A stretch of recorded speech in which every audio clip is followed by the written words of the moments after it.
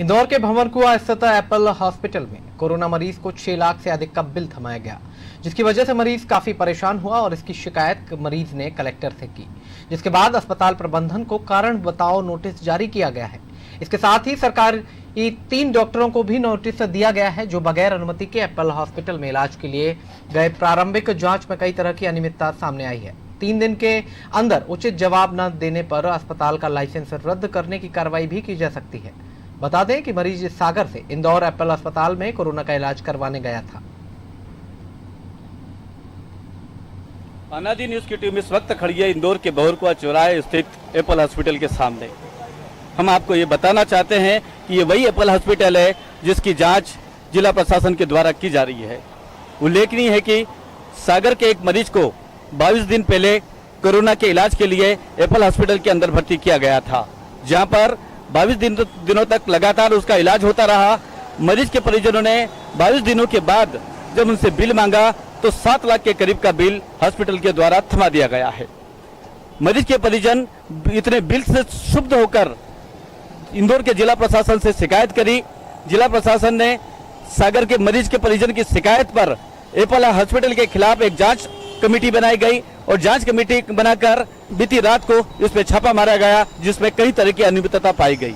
Basically शिकायत ये थी कि वहाँ बिल में काफी अनियमितता पाई गई थी और शिकायतकर्ता के द्वारा ये बताया गया कि उनके बिल में कुछ राशि ऐसी है जो उनके द्वारा कभी ना तो ऐसा टेस्ट हुआ है और ना ही ऐसे उनको कोई ऐसे प्रोसीजर्स कराए गए हैं।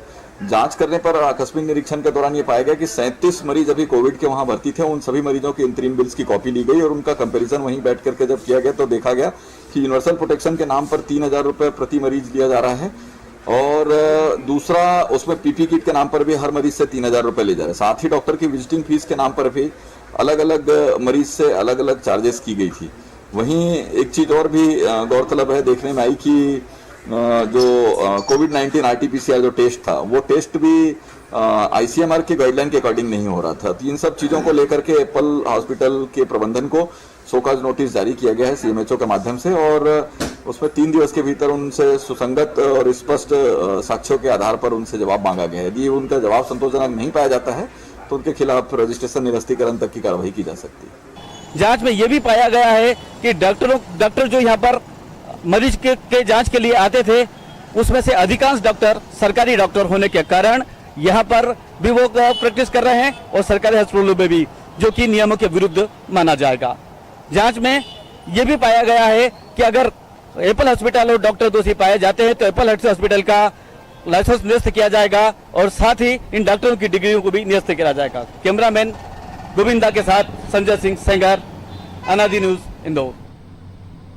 इंदौर में कोरोना का कहर लगातार जारी है। बुधवार देर रात फिर से 171 संक्रमित सामने आए हैं, जबकि 4 लोगों की मौत हुई है। इसके साथ ही संक्रमितों का आंकड़ा 12,000 के पार पहुंच गया है। कोरोना के खतरे का अंदाजा इसी बात से लगाया जा सकता है कि संक्रमितों की संख्या 11 से 12,000 होने में मात्र 5 दिन लगे हैं। इसके पहले 10 से 11,000 होने में 6 दिन का वक्त लगा था। अनलॉक के बाद से लगातार मरीजों की संख्या में इजाफा होता जा रहा है। इस बार 9,312 लोगों की सैंपलिंग में 1,000 मरीज मिले हैं, जबकि 10 से 12,000 के लिए 13,912 लोगों की सैंपलिंग की गई थी। मरीजों की संख्या बढ़ने से पॉजिटिव रेट बढ़कर 9.34 पहुंच गया है। वहीं डेथ रेट 1.72 है। राहत भरी बात यह है कि रिकवरी रेट 95.86 पर है। कल जो हमारी बुलेटिन जारी की गई थी उस बुलेटिन के आधार पर 1739 टेस्ट किए गए थे, जिसमें से 1517 टेस्ट ऐसे रहे जो नेगेटिव आए। वहीं 171 टेस्ट ऐसे थे जो पॉजिटिव थे। इस तरह से पॉजिटिव मरीजों की संख्या बढ़कर 12,031 हो गई है। वहीं जो मरीज डिस्चार्ज होकर के अपने घर जा चुके हैं उनकी संख्या 8,490 है, जो रिकवरी रेट को 70% के आसपास रखती है।